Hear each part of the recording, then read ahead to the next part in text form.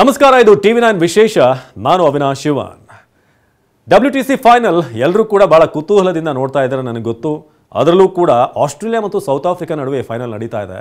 ಎಲ್ಲರ ಬಯಕೆ, ಬಹುತೇಕರು ಬಯಸ್ತಾ ಇರೋದು ಒಂದೇ, ಸೌತ್ ಆಫ್ರಿಕಾ ಚಾಂಪಿಯನ್ ಆಗಬೇಕು ಅಂತ. ಯಾಕಂದರೆ ಹಲವಾರು ಈ ICC ಇವೆಂಟ್ಗಳನ್ನು ಸೋತ್ಕೊಂಡು ಬಂದಿರೋದು 1996ರಿಂದ ನಾವು ಗಮನಿಸ್ತಾ ಹೋದರೆ ಒಂದಲ್ಲ ಒಂದು ರೀತಿಯಾಗಿ ಅವ್ರು ಹತ್ತಿರ ಬರ್ತಾರೆ.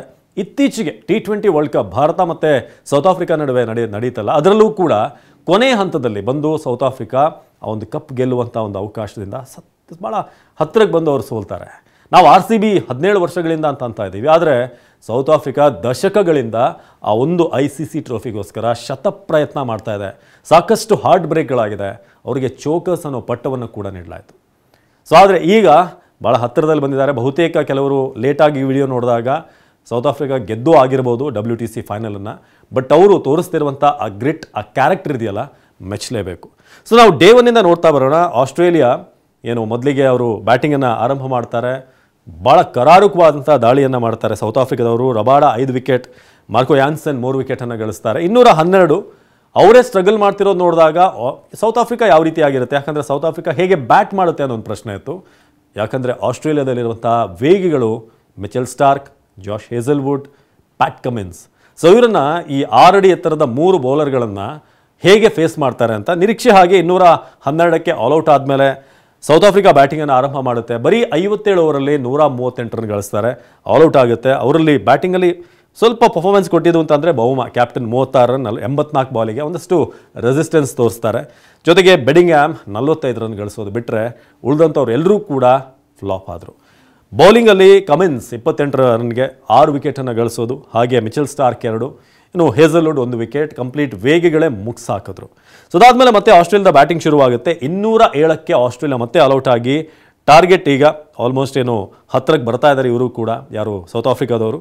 ಸೊ 207ಕ್ಕೆ ಆಲ್ಔಟ್ ಆಗುತ್ತೆ. ಲಬುಷೇನ್ 22 ರನ್ ಗಳಿಸಿದ್ದು, ಅದಾದಮೇಲೆ Steven Smith 13, Alex Carey 43 run ಗಳಿಸಿದ್ದು ಬಿಟ್ಟರೆ ಬೇರೆ ಯಾರು ಕೂಡ. ಮಿಚೆಲ್ ಸ್ಟಾರ್ಕ್ ಕೊನೆಯದಾಗಿ ಬಂದು ಆ ಟಾರ್ಗೆಟ್ ಹೆಚ್ಚಾಗಬೇಕು ಅಂದರೆ ಆ ಕಾರಣನೇ ಮಿಚೆಲ್ ಸ್ಟಾರ್ಕ್ ಮಾಡಿದಂಥ ಬ್ಯಾಟಿಂಗ್, ಅವರಿಗೆ ಹೇಸಲ್ವುಡ್ ಕೊಟ್ಟಂಥ ಒಂದು ಸಪೋರ್ಟ್. 136 ಬಾಲ್, 5 ಬೌಂಡ್ರಿ, 58 ರನ್, ಭಾಳ ಅಮೂಲ್ಯವಾದಂಥ ಕೊಡುಗೆ ಮಿಚೆಲ್ ಸ್ಟಾರ್ಕ್ ಕಡೆಯಿಂದ, ಒಬ್ಬ ಬೌಲರ್ ಕಡೆಯಿಂದ ಬರುತ್ತೆ. ಆಲ್ರೌಂಡರ್ ಅಂತ ನಾವು ಅವ್ರನ್ನ ಪರಿಗಣಿಸ್ಬೋದು. ಸೊ 207, ಈಗ 207ನ್ನ ಅದಕ್ಕೆ ಸೇರಿ ಈಗ 69ಕ್ಕೆ ಈಗ ಬಾಕಿ ಇರೋದು 69 ರನ್ ಗಳಿಸಿದ್ರೆ ಸೌತ್ ಆಫ್ರಿಕಾ ಗೆಲುವನ್ನು ಸಾಧಿಸುತ್ತೆ. ಸೊ ಸೌತ್ ಆಫ್ರಿಕಾ ಬ್ಯಾಟಿಂಗ್ ಶುರು ಮಾಡಿದ್ಮೇಲೆ ಹೇಗೆ ಅವರ ಒಂದು ಇನ್ನಿಂಗ್ಸ್ ಬಿಲ್ಡ್ ಆಗುತ್ತೆ ಅಂತಂದರೆ, ಆರಂಭದಲ್ಲಿ 2 ವಿಕೆಟ್ ಕಳ್ಕೊಂಡ್ರೂ ಕೂಡ ಆ್ಯಡಮ್ ಮಾರ್ಕ್ರಮ್ ಹಾಗೆ ಜೊತೆಗಿದ್ದಂಥ ತೆಂಬಾ ಬೌಮಾ, ಆ್ಯಡನ್ ಮಾರ್ಕ್ರಮ್ ಹಾಗೆ ತೆಂಬಾ ಬೌಮಾ ಕ್ಯಾಪ್ಟನ್, ಇಬ್ಬರೂ ಕೂಡ ಈಗ ಒಂದು ಒಳ್ಳೆ ಪಾರ್ಟ್ನರ್ಶಿಪ್ಪನ್ನು ಬಿಲ್ಡ್ ಮಾಡ್ತಾ 69 ರನ್. ಈ ವಿಡಿಯೋ ಮಾಡುವಂಥ ಹೊತ್ತಿಗೆ 69 ರನ್ ಬೇಕು 4ನೇ ದಿನದ ಆಟದ ಆರಂಭಕ್ಕೆ.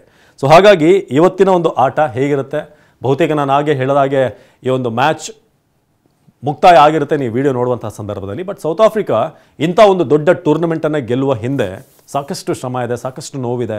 BGT ಸೀರೀಸಲ್ಲಿ ಎಲ್ಲವೂ ಕೂಡ ಸರಿಯಾಗಿದ್ದರೆ ನಾವು ಫೈನಲಲ್ಲಿ ಇರಬೇಕಾಗಿತ್ತು ಇಂಡಿಯಾ.